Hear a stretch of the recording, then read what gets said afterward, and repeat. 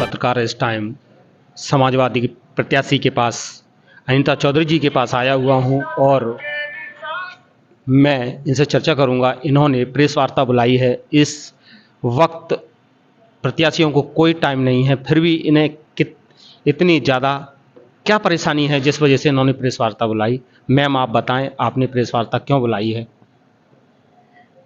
मैं समाजवादी पार्टी की प्रत्याशी अंबा विधानसभा से हूं और ये जो चुनाव लड़ा जाता है ये जनता के हित अधिकारियों की रक्षा के तहत लड़ा जाता है, न्याय के लिए लड़ा जाता है। मेरे संज्ञान में जो जानकारी आई कि ये जब रिजर्व सीट है तो इस रिजर्व सीट पर रिजर्व समाज का व्यक्ति चुनाव लड़ सकता है। उसके तहत सखवार जाति रिजर्व सीट में कहीं से कहीं तक अनुसूचित जाति की लिस्ट में अंकित नहीं है, जो कि राज्य शासन के द्वारा जारी किया गया है। वो नेट पे भी डला हुआ है, आप सर्च कर सकते हैं कि उसमें जाटव एससी में है, अन्य जातियां भी एससी में है, लेकिन सखवार शब्द नाम की जाति एससी कैटेगरी में नहीं है। तो जब ये एससी में ही नहीं है तो एससी सीट पे ये नामांकन कैसे कर सकते हैं, चुनाव कैसे लड़ सकते हैं? इनके पिता रामरान सखवार जी विधायक रहे थे, वो भी ऐसी सीट के रिजर्व सीट से रहे और इन्होंने भी चुनाव रिजर्व सीट से लड़ा है। आप ये आरोप इन पर लगा रही हैं, ये सही है या गलत? इसकी आपने एसडीएम महोदय या चुनाव आयोग से इसकी शिकायत की है या नहीं? जी हाँ, मैंने बिल्कुल इस विषय को लेके पत्र लिखा है और माननीय रिटर्निंग ऑफिसर महोदय के यहाँ पे मैं पत्र लेके उपस्थित भी हुई, जो कि मैंने उसके व्हाट्सएप पे भी डाला है और उनसे बात भी की, लेकिन वो किसी कार्य से बाहर व्यस्त थे। उनके समय अभाव के कारण मेरे पास भी समय का अभाव, इसलिए मैंने कहा कि मेरा जो काम है वो मैं अपनी ओर से कर रही हूँ। यहाँ पे अपनी ओर से मैं आवेदन दे रही हूँ, अपनी उपस्थिति दर्ज करा रही हूँ।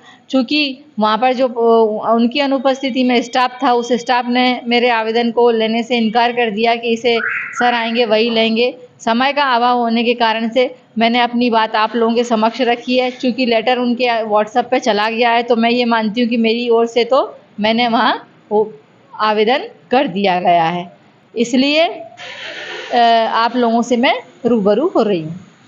मैम, जो कमलेश जाटव जी हैं वो भी आपके समाज से हैं और आप भी, आप इन पर जो आरोप लगा रही हैं वो कमलेश जाटव जी से कोई गठबंधन आपका हो गया हो या अन्य कोई आपसे समझौता हुआ हो, इस वजह से ये आरोप इस पर आप लगा रही हैं। आप इस पर रोशनी डालें। देखिए, समझौता करने वाला तो सवाल ही पैदा नहीं होता है, क्योंकि मैं उस घर से आती हूँ जिसका एक राजनीतिक पृष्ठभूमि बहुत महत्वपूर्ण है और हर वर्ग में चर्चित घर रहा है, चेहरा रहा है मेरे ससुर साहब, और मैं इतने समय से संघर्ष कर रही हूँ। तो सौदेबाजी वाली तो कोई बात ही नहीं है, विकल्प की गठबंधन वाली भी कोई बात नहीं है। बात यहाँ पर नैतिकता की है कि जब जाति रिजर्व नहीं है तो आप लड़ कैसे सकते हैं? जाटव उस श्रेणी में आती है, इसलिए वो जाटव है, मैं जाटव हूँ, लेकिन सखवार कहीं है नहीं, इसलिए मैं मुद्दा उठा रही हूँ।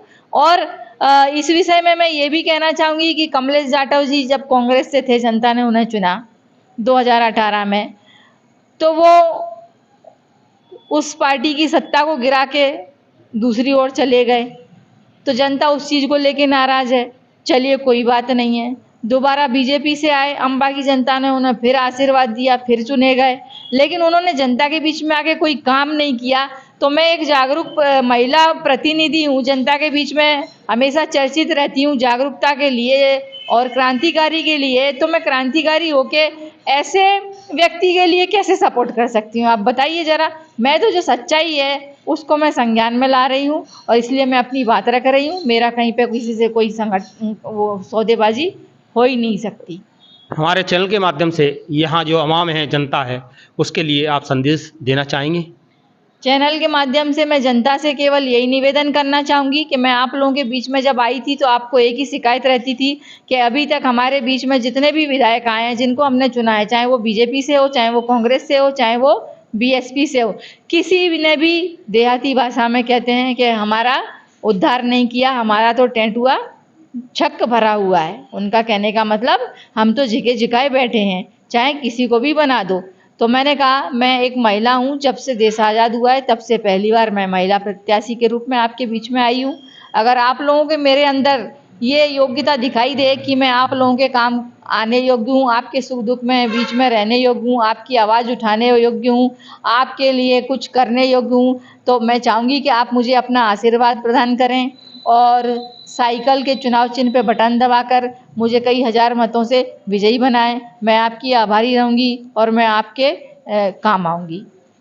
सत श्री अकाल, जय मानवता, जय विज्ञान। हमारे चैनल को सब्सक्राइब करें, शेयर करें, जिससे मैं भारतवासियों की आवाज़ भारतवासियों तक पहुंचा सकूं। और मैम ने जो संदेश दिया है उस पर गौर करें। सत श्री अकाल, जय मानवता, जय विज्ञान।